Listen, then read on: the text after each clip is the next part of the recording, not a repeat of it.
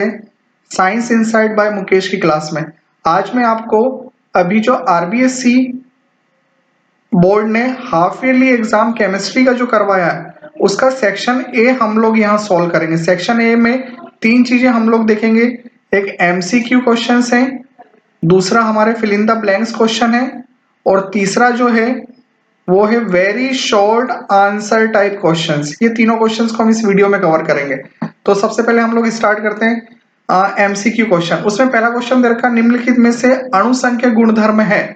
तो अणु संख्या गुणधर्म में चार ऑप्शन दे रखे हैं, परासरण दाब, श्यानता, पृष्ठ तनाव और अपवर्तनांक। तो आपको पता होना चाहिए ये विलियन वाले चैप्टर का क्वेश्चन है, और विलियन वाले चैप्टर में जो आपको अणु संख्या गुणधर्म दे रखे हैं वो चार दे रखे हैं। पहला दे रखा है वाष्प दाब में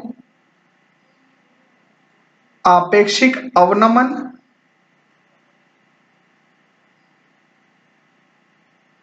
दूसरा आपको दे रखा है हिमांक अवनमन, तीसरा आपको दे रखा है क्वथनांक उन्नयन,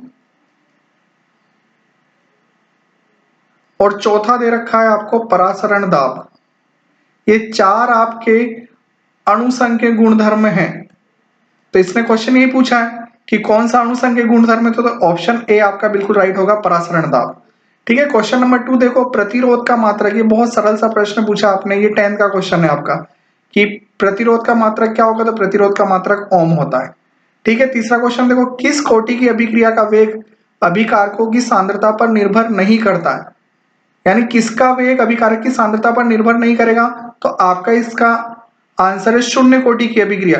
इस शून्य कोटि की अभिक्रिया में जो भी रिएक्टेंट उस पर इस अभिक्रिया का वेग डिपेंड नहीं करता है। चौथा क्वेश्चन, रंगीन लवण कौन बनाते हैं। तो रंगीन लवण आपका जो संक्रमण तत्व वाला जो चैप्टर है उसमें एक टॉपिक दे रखा है कि रंगीन आयन, तो ये रंगीन लवण कौन बनाएंगे, तो आपका आंसर आ जाएगा संक्रमण तत्व। ठीक है, फिर देखिए इसके बाद जो अगला क्वेश्चन दे रखा है,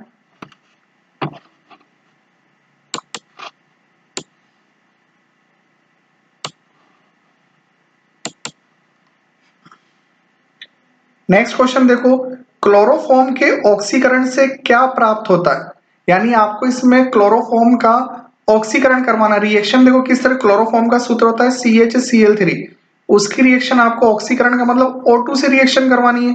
तो आपको यहां पर मिलता है फॉस्जिन COCl2 प्लस HCl। ये तीन चीजें आपको ये मिलता है आपको COCl2, इसको बोलते हैं कार्बोनिल क्लोराइड, है ना, और इसी का दूसरा नाम है फॉस्जिन। ये फॉस्जिन, और जो द्वितीय विश्व युद्ध हुआ था उसमें इस गैस को यूज किया गया था, इसलिए हम इसको युद्ध गैस भी कहते हैं। ये बहुत ही जहरीली गैस होती है, ये सैनिकों को मारने के काम आती थी। ठीक है ना, जो सेकेंड वर्ल्ड वॉर हुआ था अमेरिका और उनका, तो उसमें इस वाले गैस को यूज किया गया था। तो इसका जो आंसर आएगा आपका फॉस्जिन राइट है। फिर अगला क्वेश्चन देखो, वह संकुल आयन इंगित कीजिए जो ज्यामितीय समयावता प्रदर्शित करता है। देखिए आपने ज्यामितीय समयावता में आपने देखा था, जैसे मैं एक एग्जांपल पहला वाला लेता हूं, पहला ऑप्शन लेता हूं CrH2O का होल फॉर Cl2 ऊपर प्लस। इसकी संरचना किस तरह से बनेगी, इसकी संरचना देखिए इस तरह से बनेगी, ये मैंने Cr लिखा, यहां पर आपका H2O, यहां पर आपका H2O, यहां पर आपका H2O, यहां पर आपका H2O। ठीक है, चार तो ये हो गए, और यहां आपका एक सीधा बनेगा, ये यहां आपका हो जाएगा Cl। और मैं एक सेकेंड एक काम कर रहा हूं, मैं इसमें दो तरह के बनते हैं, एक समपक्ष बनता है और दूसरा विपक्ष बनता है। ठीक है, तो मैं पहले समपक्ष रूप बनाता हूं, उसके बाद में विपक्ष रूप बनाऊंगा। यहां मैं Cl लिख रहा हूं और यहां पर मैं लिख रहा हूं H2O। तो आप यहां देखिए ये आपकी हेक्सागोनल स्ट्रक्चर है, यानी ये ऑक्टाहेड्रल स्ट्रक्चर है ना, अष्टफलक की आकृति। इस अष्टफलक की आकृति में ये देखिए, ये इसको अष्टफलक की आकृति बोलते हैं। इसमें जो दो Cl जो पास पास में है, ये बिल्कुल पास पास में, फिर ये चारों H2 पास में, तो इस वाले रूप को बोलते हैं हम समपक्ष। और इसका विपक्ष कैसे बनेगा, विपक्ष बिल्कुल इसके जैसा ही बनेगा। देखिए इसको मैं थोड़ा पास में बनाता हूं,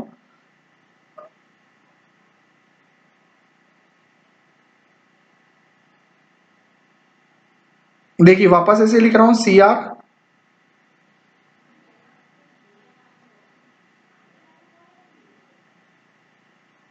अगर ये Cl एक दूसरे के अपोजिट डायरेक्शन में हो,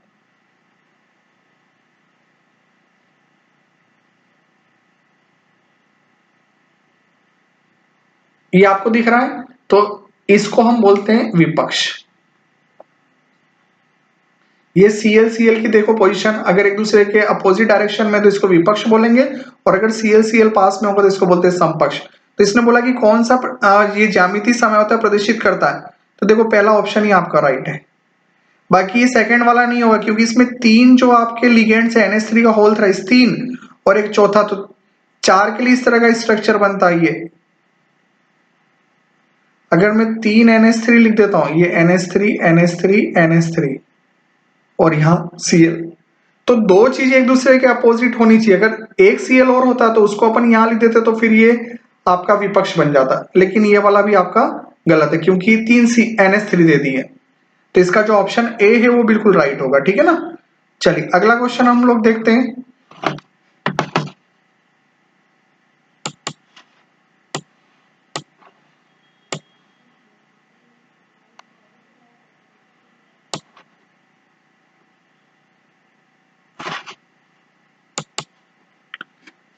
अगला क्वेश्चन इसने क्या पूछा है, प्राथमिक अल्कोहल के ऑक्सीकरण से क्या प्राप्त होता है। जो प्राइमरी अल्कोहल होता है, जैसे मैंने लिखा CH2OH और यहां लिख दिया मैंने CH3, जब भी आप इसका ऑक्सीकरण करवाते हो, जैसे ऑक्सीकरण के लिए मैं अभिकर्मक ले रहा हूं CrO3 क्रोमियम ट्राइऑक्साइड, तो ये अल्कोहल हमेशा एल्डिहाइड में बदल जाएगा, CH3CHO बन जाएगा, ठीक है। तो प्राथमिक अल्कोहल के ऑक्सीकरण से क्या प्राप्त होता है, तो ऑप्शन डी जो दे रखा है एल्डिहाइड, ये राइट है आपका। अगला क्वेश्चन देखिए, कार्बिल अभिक्रिया से प्राप्त होता है। देखो इसका क्वेश्चन, इसको थोड़ा सा आप समझो कि क्या प्राप्त होता है। तो कार्बिल अभिक्रिया ये जो है, जो प्राथमिक एमीन होते हैं RNH2, वो ये अभिक्रिया देता है। अगर हमें प्राइमरी एमीन, प्राथमिक एमीन, द्वितीयक एमीन और तृतीयक एमीन की पहचान करनी है, तो आप ये कार्बिल एमीन टेस्ट कर सकते हैं। तो उससे हमें पता पड़ जाएगा कि मेरा प्राथमिक एमीन है, द्वितीयक है या तृतीयक। केवल प्राथमिक एमीन ही कार्बिल एमीन अभिक्रिया देता है। इसमें क्या होता है, ये RNH2 होता है, वो क्लोरोफॉर्म और साथ में इथेनॉलिक KOH से रिएक्शन करता है, तो एक ये बना लेता RNC। ये आइसोसाइनाइड टेस्ट भी बोलते हैं, और इसकी दुर्गंध बहुत खराब होती है। तो उससे हमें पता पड़ जाता है कि हमें जो एमीन दिया गया वो प्राथमिक एमीन है। सेकेंडरी और टर्शरी एमीन ये अभिक्रिया नहीं करते हैं, तो प्राइमरी सेकेंडरी टर्शरी में डिफरेंस करने के लिए इस रिएक्शन को यूज करते हैं। तो यहां पर ऑप्शन आपका आ जाएगा प्राथमिक एमीन, ठीक है। क्वेश्चन इस तरह से होने, ये अगर ये पूछा कार्बिल एमीन अभिक्रिया से प्राप्त होता है, तो आपका आंसर तो इसमें देना चाहिए था आइसोसाइनाइड प्राप्त होता है, ठीक है ना। लेकिन इसने बोला है कि कौन अभिक्रिया देता है, तो ये अपन को ऑप्शन राइट करना चाहिए था प्राथमिक एमीन। द्वितीयक और तृतीयक तो ये अभिक्रिया देता ही नहीं, और उपरोक्त सभी तो आंसर होगा ही नहीं आपका। अगला क्वेश्चन देखो, नाइट्रोजनी क्षारक जो डीएनए में नहीं पाया जाता है, ये वाला आपका जो जैव अणु वाला चैप्टर है, वो जैव अणु वाले चैप्टर से क्वेश्चन पूछा इसने, न्यूक्लिक अम्ल वाले से। उसमें हमें पता है कि डीएनए में 4 नाइट्रोजनी क्षारक होते हैं। कौन कौन से, एडिनिन, गुआनिन, साइटोसिन और थाइमिन। ये चारों के चारों नाइट्रोजनी क्षारक होते हैं डीएनए में। तो इसने क्या प्रश्न पूछा है, नाइट्रोजनी क्षारक जो डीएनए में नहीं पाया जाता। अब देखो, एडिनिन होता है, साइटोसिन होता है, थाइमिन होता है, लेकिन ये यूरेसिल नहीं होता है। ये यूरेसिल आपका आरएनए में उपस्थित होता है, ठीक है। तो इसका आंसर राइट कौन सा हो जाएगा, यूरेसिल राइट हो जाएगा, ये डीएनए में नहीं होता है। अगला क्वेश्चन, ट्राइमेथिलेमीन में नाइट्रोजन की ऑक्सीकरण अवस्था है। ये क्वेश्चन गलत इसने दे रखा, ऑक्सीकरण अवस्था नहीं पूछना चाहिए था, इसको ये पूछना चाहिए था कि इसकी संकरण अवस्था। क्वेश्चन क्या पूछना चाहिए था, इसकी संकरण अवस्था पूछना चाहिए था, ठीक है। तो देखो संकरण अवस्था, ट्राइमेथिलेमीन कैसे बनाते हैं, हमने ये नाइट्रोजन लिखा और नाइट्रोजन से 3 एमीन जोड़ देने मुझे, ये CH3, ये CH3, ये CH3, 3 एमीन, और इस नाइट्रोजन पर एक लोन पेयर रहेगा। तो टोटल काउंट करो कितने बॉन्ड हो रहे, 1 बॉन्ड, 2 बॉन्ड, 3 बॉन्ड और साथ में एक लोन पेयर, तो टोटल कितना हो गया 4।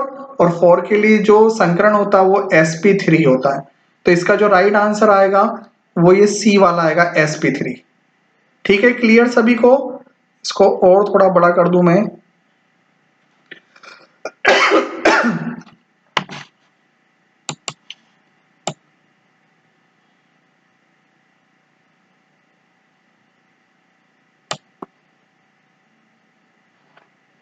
ये sp3 जो सी वाला आंसर है इसका बिल्कुल करेक्ट होगा, ये वाला। ठीक है, चलो फिर अपन आते हैं फिल इन द ब्लैंक्स में। पहला क्वेश्चन उसने पूछा बेंजीन डाइएजोनियम क्लोराइड का रासायनिक सूत्र क्या होगा? तो इसका रासायनिक सूत्र यही है, C6H5N2Cl।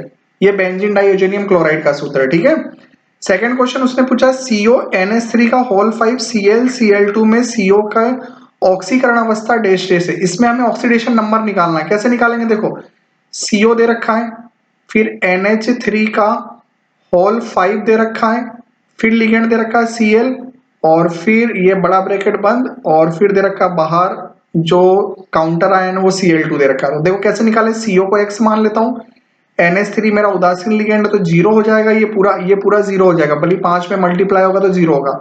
प्लस Cl का कितना होता है, -1, और ये बाहर Cl कितने, 2, तो 2 इंटू -1। ठीक है, ये भी यहाँ प्लस होगा, बीच में प्लस कर लेना। तो x -1 और -2 यहाँ बराबर जीरो चलेगा, क्योंकि ऊपर कोई चार्ज नहीं है। ठीक है ना, ये समझ रहे हो ना, इसके ऊपर कोई भी चार्ज नहीं, इसलिए मैंने बराबर जीरो किया। अब आप इसको सोल्व कर लो, तो x -3 बराबर जीरो, तो x बराबर कितना आ जाएगा, +3। तो इसका जो आंसर आएगा आपका, ऑक्सीकरण अवस्था इसकी +3 आ जाएगी। ठीक है, नेक्स्ट क्वेश्चन देखो, जल में विलय विटामिन है। विटामिन दो प्रकार के होते हैं, एक होता है वसा में विलय विटामिन और दूसरा होता है जल में विलय विटामिन। वसा में विलय विटामिन कौन से होते हैं? Vitamin A, vitamin D, vitamin E और विटामिन के। और जल में विलय विटामिन कौन से होते हैं? विटामिन बी और विटामिन सी। जो विटामिन बी का समूह है, विटामिन बी का समूह है ना, जिसमें B1 आ गया, B2 है, B6 है और B12।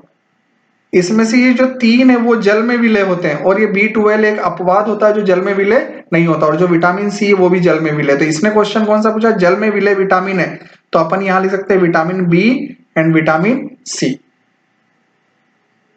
चलो फिर देखो, सभी नाभिकीय या रेडियो एक्टिव क्षय अभिक्रियाएं डैश डैश कोटि की अभिक्रियाएं होती है। तो ये सारी होती है प्रथम कोटि की अभिक्रियाएं। प्रथम कोटि की अभिक्रिया के दो उदाहरण है, एथीन का हाइड्रोजनीकरण, एथीन का हाइड्रोजनीकरण, और दूसरा रेडियो एक्टिव जितने भी होते हैं, चाहे प्राकृतिक हो चाहे कृत्रिम, उन सबका क्षय भी प्रथम कोटि अभिक्रिया का उदाहरण है। एक तो एथीन का हाइड्रोजन प्रथम कोटि का अभिक्रिया, और ये रेडियो एक्टिव का जो क्षय वो भी प्रथम कोटि की अभिक्रिया। ठीक है, अगला क्वेश्चन, हिमांक अवनमन स्थिरांक के एफ की इकाई है। देखो, के एफ का मतलब होता है हिमांक अवनमन स्थिरांक, और के बी का मतलब होता है क्वथनांक उन्नयन स्थिरांक। ठीक है, इसकी जो इकाई होगी वो है केल्विन किलोग्राम प्रति मोल, या मोल इनवर्स बोल दूं मैं, और केबी की भी यही इकाई होगी, केल्विन किलोग्राम मोल इनवर्स। तो दोनों में से कोई भी पूछ ले, दोनों का आंसर सेम ही होगा। ठीक है, तो ये मैंने बता दिया, के का मतलब केल्विन, केजी किलोग्राम, और ये मोल इनवर्स। फिर नेक्स्ट देखो, आयनिक विलयनों की चालकता का मापन डैश डैश के द्वारा किया जाता है। तो यहां पर आपको लिखना पड़ेगा व्हीट स्टोन सेतु के द्वारा, व्हीट स्टोन सेतु, इसके द्वारा इसका किया जाता है।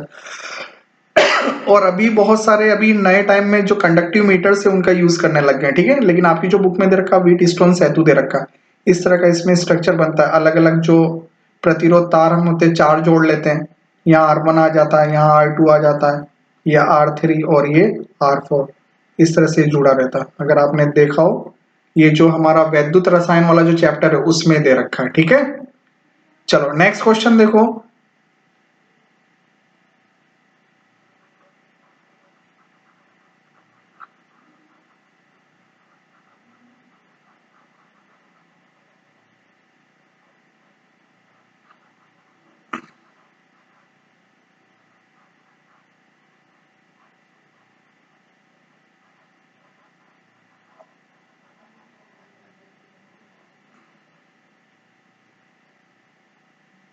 चलिए नेक्स्ट क्वेश्चन, यदि 8 ग्राम NaOH 450 ml विलियन में घुला हो तो मोलरता ज्ञात कीजिए।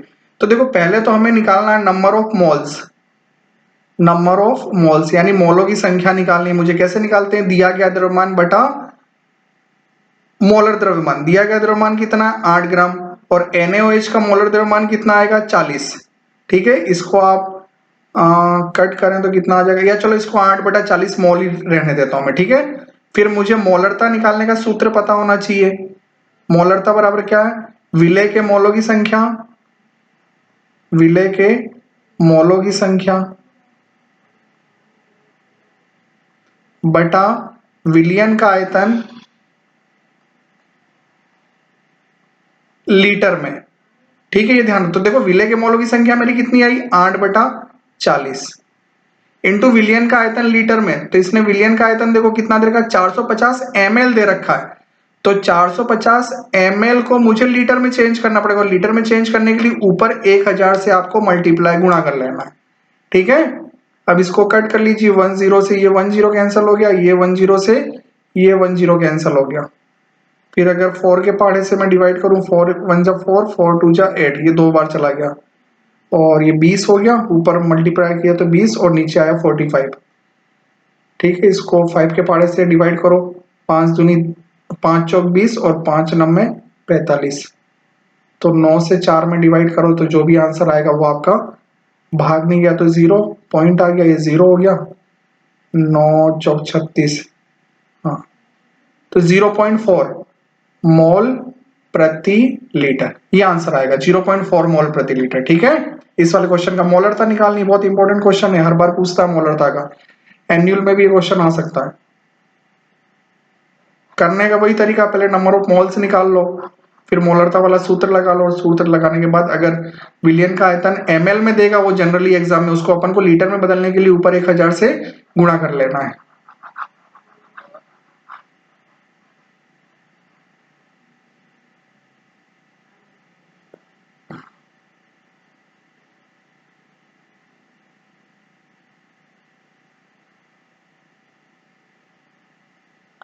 चलो फिर क्या क्वेश्चन पूछा, द्वितीय कोटि की अभिक्रिया के वेग स्थिरांक की इकाई लिखिए। देखो अपन शुरू करते हैं शून्य कोटि से। शून्य कोटि का होता है मोल प्रति लीटर प्रति सेकंड। ठीक है, प्रथम कोटि के लिए होता है सेकंड इनवर्स, और द्वितीय कोटि के लिए हो जाएगा मोल इनवर्स लीटर सेकंड इनवर्स। तो ये द्वितीय कोटि का पूछा तो ये वाला, यानी शून्य कोटि का जस्ट उल्टा बोल देना। जस्ट उल्टा का मतलब मोल में इनवर्स नहीं है, लीटर में इनवर्स है, तो अपन को यहाँ क्या कर देना, मोल में इनवर्स कर देना, लीटर में, और सेकंड इनवर्स सब जगह रहेगा। ठीक है, तो द्वितीय कोटि का जो आंसर आएगा mole inverse litre second inverse आ जाएगा। फिर नेक्स्ट क्वेश्चन, अभी कोलाराउस का नियम लिखिए, मैं अभी आपको बता रहा हूँ। फिर देखो एसीटोन का IUPAC नाम लिखिए। एसीटोन का पहले तो आपको सूत्र लिखने आना चाहिए, CH3 C double bond O और CH3। अब इसमें देखो कार्बन कितने, 3, ये चेन में 3 कार्बन, 3 कार्बन को क्या बोलते हैं, प्रोप। ठीक है, लेकिन सिंगल बॉन्ड है तो क्या हो जाएगा, ये प्रोपेन, N लगता है। और 2 नंबर पर देखो, अगर मैं नंबरिंग करता हूं 1 2 और 3, 2 नंबर पे कौन सा ग्रुप है, कीटोन, और कीटोन का जो अनुलग्न लगता है वो ऑन लगता है, तो प्रोपेन 2 ऑन, ये इसका IUPAC नेम। ये जो एसीटोन नाम दे रखा है इसका सामान्य नाम है ना, और IUPAC नाम हो जाएगा इसका प्रोपेन 2 ऑन। क्लियर, चलिए नेक्स्ट देखो,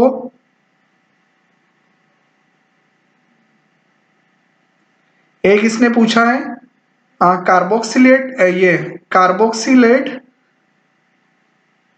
आयन की अनुनादी संरचना। देखो कार्बोक्सिलेट लिखते हैं कैसे, ये R लिखा मैंने, ये C डबल बॉन्ड O और यहाँ OH, ये कार्बोक्सिलिक अम्ल है। इसमें से जब ये H+ निकल जाएगा तो फिर जो मुझे मिलता है वो ये मिलता है RC डबल बॉन्ड O और यहाँ O के ऊपर माइनस। ठीक है, इसको बोलते हैं कार्बोक्सिलेट।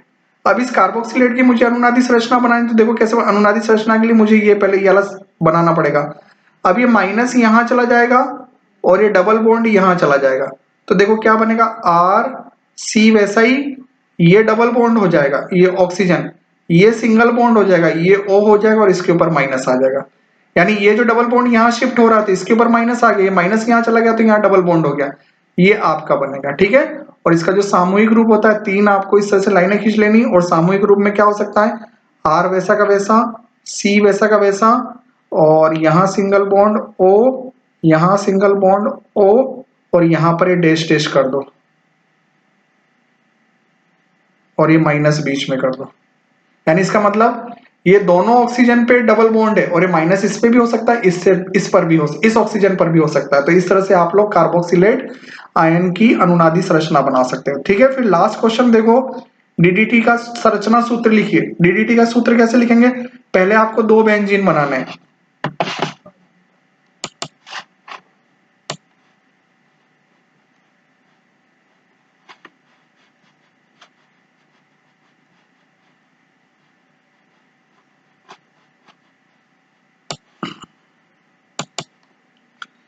अपन को बनाना है डीडीटी का सूत्र, है ना, डीडीटी की संरचना बनानी।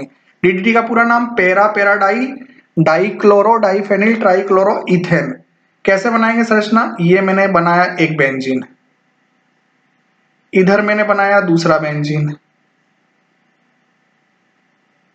ठीक है, यहां ऊपर मैंने पैरा पोजीशन पे सीएल लगाया, यहां पर भी मैंने सीएल। अभी देखो पैरा क्यों बोल रहा हूं, क्योंकि यहां से एक बॉन्ड निकलेगा और यहां से एक बॉन्ड निकलेगा, यहां तो एच लग जाएगा, यहां एक कार्बन होगा, ये कार्बन है। ठीक है, ये कार्बन, इस कार्बन के ऊपर भी सीएल निकलेगा, यहां भी सीएल निकलेगा और नीचे भी आपका सीएल निकलेगा। तो कार्बन कितने हो रहे, ये भी कार्बन है और ये भी आपका कार्बन, तो 2 कार्बन, 2 कार्बन को इथेन बोलते हैं। तो ये जो संरचना है ये मेरी डीडीटी की संरचना है। डीडीटी कीटनाशक के रूप में यूज होता था, फिर गवर्नमेंट ने इस पे बैन लगा दिया। ठीक है, तो ये पूरा आपका जो सेक्शन ए है वो मैंने कंप्लीट करवा दिया है। अब सेक्शन बी, उसका थोड़े क्वेश्चंस बड़े हैं उसमें, देखो फिर उसको करते हैं फिर क्लास में। तब तक के लिए आपका इसको अच्छे से कॉपी में नोट कर लेना और इसको अच्छे से याद भी कर लेना। ठीक है।